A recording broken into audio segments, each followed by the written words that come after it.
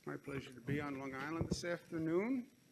I wear a mask out of respect for my fellow New Yorkers, and today at Northwell, I wear a mask to also say thank you to the nurses and the doctors and the healthcare professionals that did so much work, saved so many lives. The least we can do is wear a mask to stop infections. It's not overly intrusive, it's not overly invasive. You can make a fashion statement. I picked blue today to match my blue suit. I didn't really do that. It's just the only one I had. Let me introduce the people who are here. To my left, far left, Dr. Jim Malatras. To my immediate left, Michael Dowling, who's the president and CEO of Northwell Health, who has done just an extraordinary job. The whole team at Northwell has been extraordinary in what they've done for the entire state, not just Long Island, not just downstate New York. Northwell is the largest health system in the state, and they really stepped up to help the entire state. And Michael and the leadership he's brought to Northwell, and because he knows healthcare in New York State the way he does, former health commissioner in charge of health for the state of New York. He's really been a fantastic asset. I want to thank him. To my right, Melissa DeRosa, Secretary to the Governor. To her right, Robert Mahiga, Budget Director for the state of New York. And as I said, it's a pleasure to be on Long Island. It's a beautiful day. It's that bittersweet reality that we're living in. The news is good today. The weather is good. So it's good to be here. But I'm not out on the water. I'm not fishing off the south shore of Long Island. I'm not fishing off the north shore of Long Island. Normal days, I would have been doing that by now. Little break, little piece of sanity. But the news is good. Total hospitalizations declined again. This is an important lesson, though. What you see here, you'll see almost in every state across the state. You'll see in almost every country across the globe. Look how fast that spike comes. Look how fast that incline is, how steep the incline is, and then look at how slow, relatively, that decline is. You can get into trouble quickly with this virus, and it takes you a longer time to turn that curve and to turn that infection rate. So don't let a spike happen in the first place. Learn that lesson. Got it. Net change in total hospitalizations down, change in intubations down. Number of new cases, this is an important number that we track, down again, 335. That's on a system of 53,000, so that's really good news. Number of deaths, again, on a relative scale, the number is down. It's down dramatically from where it was in the first place, but it's still painfully high. We are basically back to where we started before this tragedy descended upon us. Didn't actually descend upon us. It actually came from people in Europe, which nobody told us, nobody knew. We all thought the virus was in China, and everybody was talking about watch China, watch China, watch China. Well, the virus had left China, had gone to Europe, and came here from Europe. 3 million European visitors came on flights to JFK or Newark airports between January, February, March. The Europe travel ban started mid-March. By that time, 3 million Europeans had come. So that's another lesson we have to learn. We're now all excited and talking about reopening. We have all the data-driven metrics that can tell you exactly where we are in terms of reopening across the state. Albany Capital Region, which has met many of the health metrics, has to get their tracers up and running. We've been working with them to do that. They need 383 tracers. They found 430 working together, so that's great news. This whole tracing, testing, we use these words like people would know what they mean. We've never done testing on this scale. We've never done tracing on this scale. We'll have thousands of tracers who follow up after the testing statewide. So they're now being trained today, and Capital Region should open tomorrow. Long Island is making great progress. Long Island, we were losing about 100 residents per day. We're now down to about 13 per day. When someone asks, well, why did we go through all this pain for 2 months, 3 months?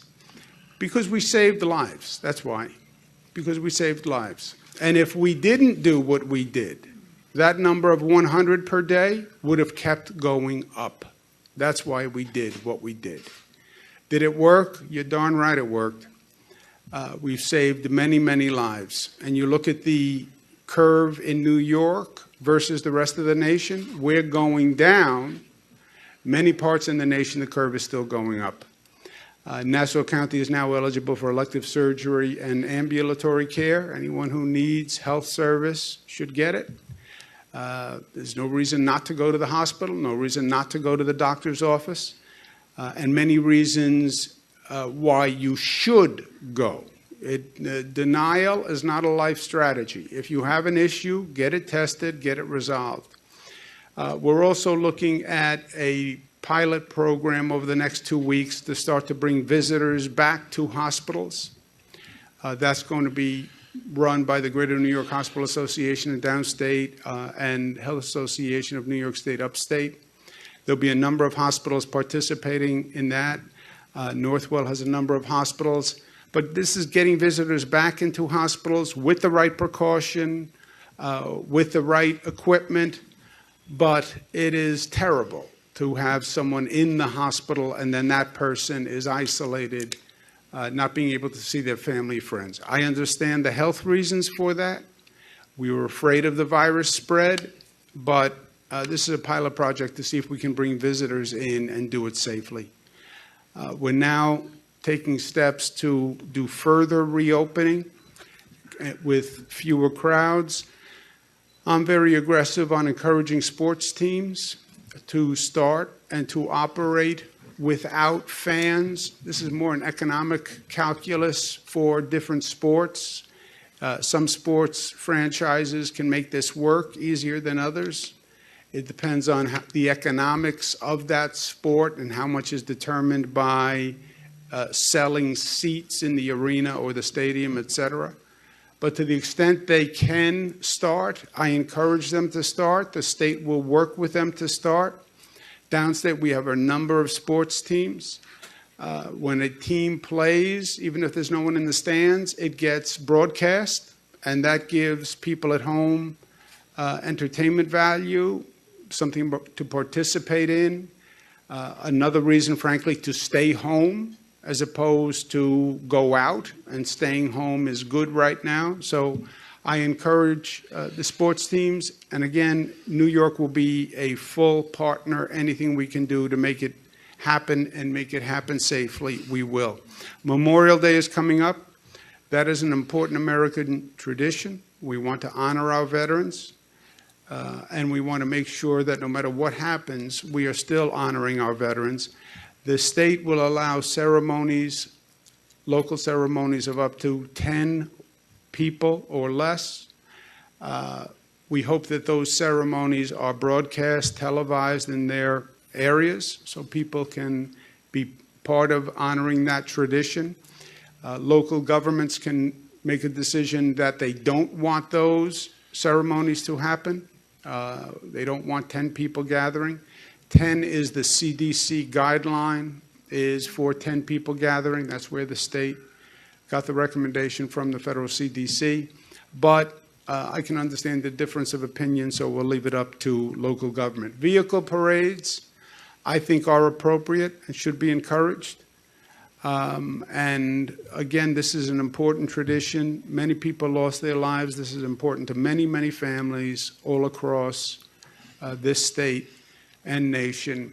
It's important to the veterans that they be recognized. And I think we can do that, and I think we can do it safely. New Yorkers are doing everything they can as a people.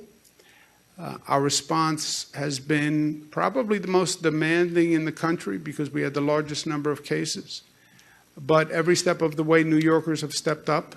As a government, we are doing everything that we can. We're doing more testing than any other state. We've been more aggressive than any state in nursing home precautions. So we have been smart. New Yorkers have been smart. The government has been smart. And that should be respected. And now we need a federal government that is as smart as the people who elected that federal government. Because New York, to move forward and move forward quickly, we need a federal government as a partner.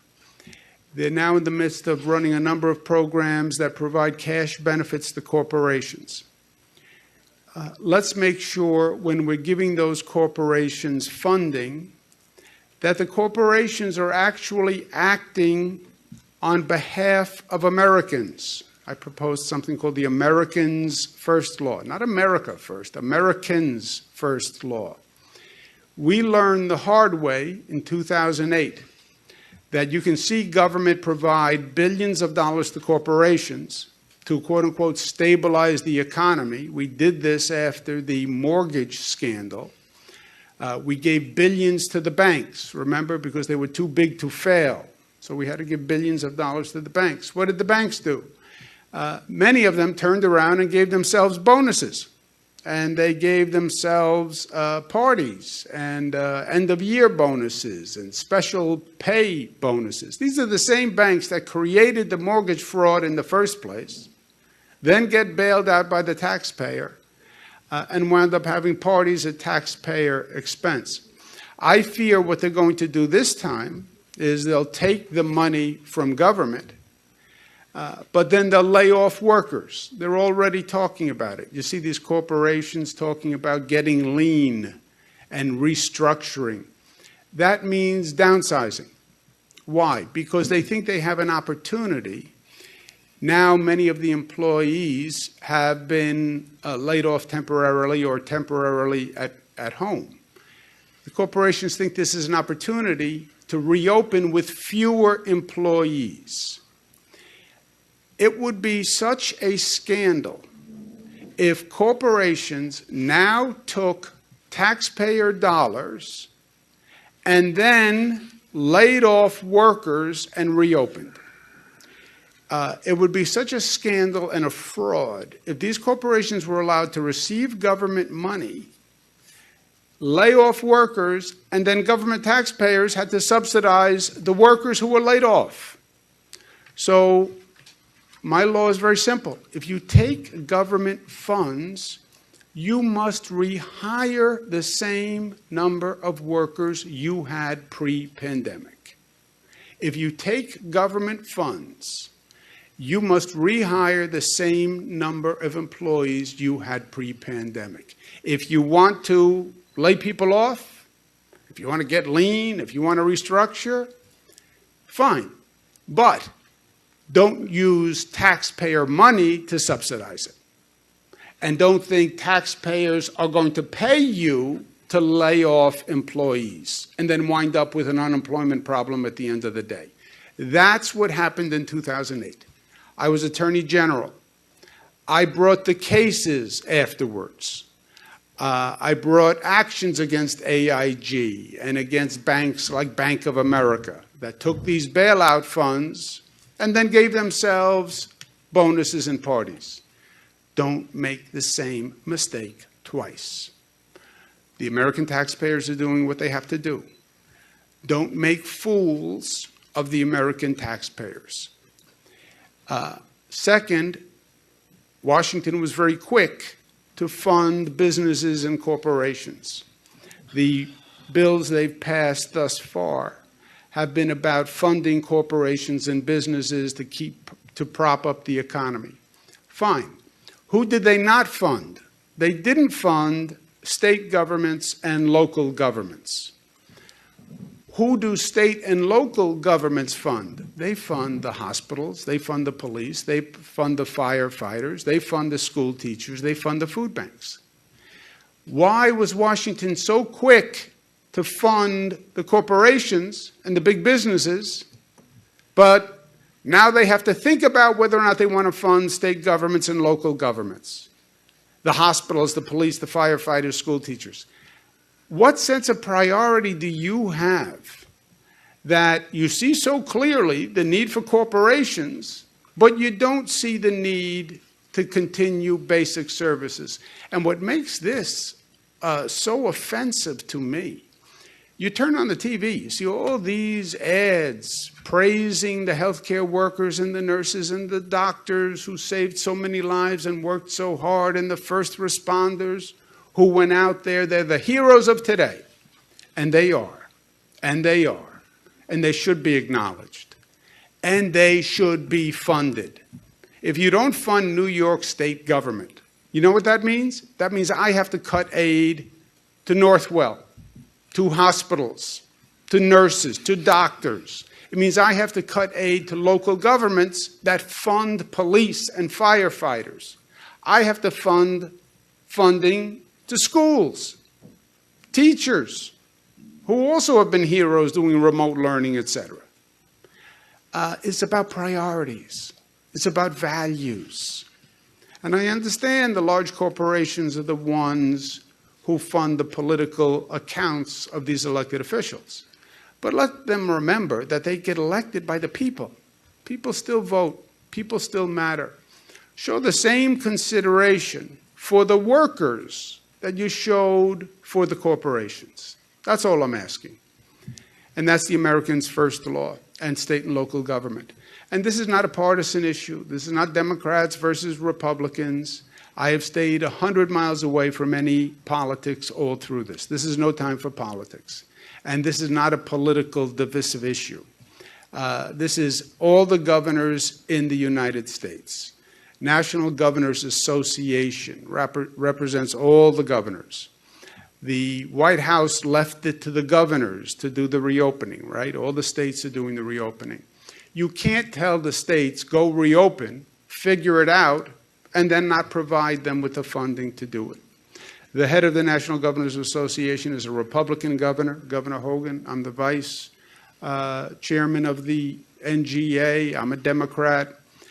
In unison, in a united voice, we're saying to Washington, you need to pass funding for state and local governments. The House passed a bill that did it, that also provides funding for testing, which is very important, this testing tracing enterprise. It repeals SALT, which is an additional tax on New Yorkers for the federal government. But the Senate now has that bill. The Senate must act. Also, there was very exciting news about a company that might be close to developing a vaccine, and the federal government is working very hard to accelerate the vaccine, as they should. The testing, the regulations, the procedures about getting a vaccine online. That would be the best possible outcome. But we have to make sure whatever company finds the vaccine, right, finds the pot of gold, that whatever private company finds that, the vaccine must then be available to all people. And it can't be a situation where only the rich, only the privileged can get the vaccine because one company owns the rights and they can't produce enough for everyone. This is a public health matter. This is a national security threat. This should not be about one corporation's privacy. If the federal government is bending over backwards and jumping through hoops to allow this company to develop a vaccine, then let's make sure the federal government sets the rules now and says to any company that develops the vaccine, the next day we have to be in a position where that patent, that formula can be given to companies all across the globe to produce a vaccine so we can treat everyone. And the last point is this. The world is different today than it was. There are situations in life that can happen on a moment's notice and change the very trajectory and definition of your life. You can get health news about an individual that just changes your whole life. What you thought was so important yesterday becomes totally unimportant. This situation, this COVID virus, has changed the world fundamentally. I don't believe we ever go back to where we were. I don't even believe life is about going back, right? Life is about going forward. But this is a different world. It's a different world individually. It's a different world for families.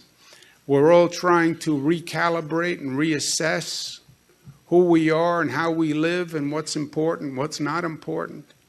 I hope on an individual level that this period is going to make me a smarter person, a better person, a deeper person. It's made me question a lot of things about my life, a lot of priorities, a lot of things I was doing. Makes you think through personal relationships and what's important and where have you been spending your time. And was that the smartest use of time? Sometimes when something is taken away, you see how valuable it was. Now you can't go see family members if you wanted to. You can't see friends if you wanted to. When someone says you can't, changes your whole perspective. And you ask yourself, well, why hadn't I been? Why didn't I? And when I get a chance, how am I going to do it differently this time? And I think that can actually be a good process to go through. Painful, but good. But it's also true for government. Government is important again, right? Government, most days, you lead your life, government, politics, it's a sideshow. It's not that important. When does government really become important? Probably almost not in my lifetime. You know, when has it been vital? It's vital at the time of war, crisis, real national crisis. But that's the only time it's really vital, where you don't have a choice but to deal with and rely on government. Well, government is now important again, in a way it hasn't been in my lifetime. It matters what government does. Government has made the difference between life and death here, right? Because government is part of social action. And the people who saved lives in this are New Yorkers for doing the right thing. But government was part of that, right? It helps organize.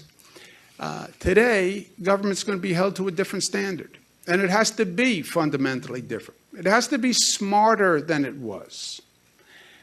It matters now what happens. You have to know what you're doing now. Not just look like you know what you're doing. Not just sound like you know what you're doing. You have to be smart. You're not going to tweet your way through this. You have to be smart.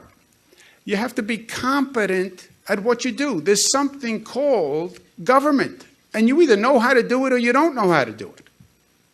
You know, for many years, anyone can be in government, you know. I don't know. Can anyone be a nurse? Oh, no, you have to know what you're talking about. Can anyone be a doctor? No, you have to know what you're talking about. Can anyone be a lawyer? No, you have to know what you're talking about. Can anyone be a plumber? No. You have to know what you're talking about. Can anyone run government? Oh, yeah, anybody can run government. The less you know, the better. Well, that wasn't true. You have to be competent. And it has to be beyond politics. This is not about an ongoing campaign. You're now a government official. You represent everyone. Forget the politics. Represent people. And it doesn't matter, Republican, Democrat. That's all garbage now. I'm the governor of New York. All New Yorkers. I don't care if you're Democrat, Republican, atheist. I don't care if you vote. I don't care if you don't vote. That's your business. I represent you. You pay me to represent you. That's how I see it. And government has to be fair, and it has to be effective. That's where we all are now. And that's where we've been in New York. And that's what it means to be New York tough. As a person, as a society, as a collective, and as a government. To be smart, to be united, to be disciplined, to be loving. That's New York. Questions? Governor, All right, New York State Governor Andrew Cuomo providing his daily update on COVID-19. We thank you for joining us here on WNY News Now as we continue to put facts over fear in our local coverage of the outbreak.